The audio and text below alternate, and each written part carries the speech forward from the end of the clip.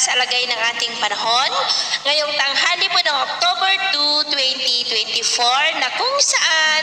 sa ngayon ay patuloy pa rin natin na binabantayan ang napakalakas na bagyong Julian na mayroon pong international name na Kraton na tinagurian din po yan na pinakamalakas na bagyo sa buong mundo ngayong taon po ng 2024 sa kasalukuyan. Nasa labas po ito ngayon ng ating area of responsibility pero nagbabanta ulit na papasok dito po sa ating PAR sa susunod na mga oras pabalik dito po sa loob pero kikilos naman po yan pataas at nagbabanta na mag-landfall mamayang gabi hanggang bukas po dyan sa may southern Taiwan.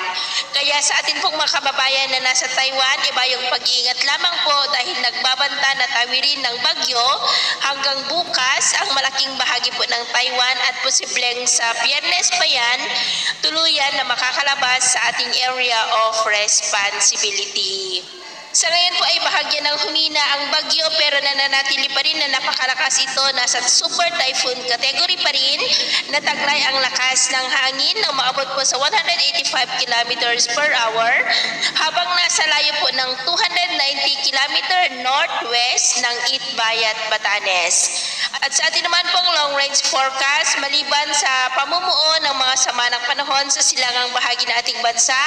ay wala naman pong bagyo na nakikita na kasunod ng bagyong Julian na lalapit o tatawid po sa ating bansa for the next 2 weeks. Pero posible pa rin po ang mga pagbabago kaya patuloy po tayong mag-antabay sa mga susunod po na updates. At sa lagay ng ating panahon, ngayong tanghali ay generally fair weather naman po sa malaking bahagi ng ating bansa pero dahil sa trough ng bagyo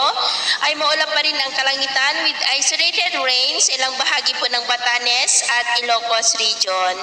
At sa susunod na mga oras ay asahan pa rin natin ang maayos na panahon sa malaking bahagi ng ating bansa pero dahil pa rin sa trough ng bagyo ay posible pa rin ang maulap na kalangitan with isolated light to heavy rains sa ilang bahagi ng extreme northern Luzon at Ilocos region at maulap ang kalangitan with isolated rains rin sa ilang bahagi po ng Mindoro provinces, Legazpi, maging po sa ilang bahagi ng Palawan, Aklan, Samar, Basilan, Zamboanga Peninsula at ilang bahagi ng Northern Mindanao, Davao at ilang bahagi ng Sorsogon. Kaya mag-ingat pa rin po tayo sa mga banta pa rin ng mga pagbaha at pagguho ng lupa. At sa atin naman pong mga baybayin, iwasan na muna natin ang papalaot po sa mga baybayin ng mga isla ng extreme northern Luzon at northern seaboard ng Cagayan, maging po sa seaboard ng Ilocos Norte at Ilocos Sur dahil ang mga alon po dyan ay posibleng aabot pa rin po hanggang sa 3 to 6 meters height. Kaya hanggat maaari ay iwasan na po muna natin ang papalaot dyan po sa mga may kulay pula para po mas makaiwas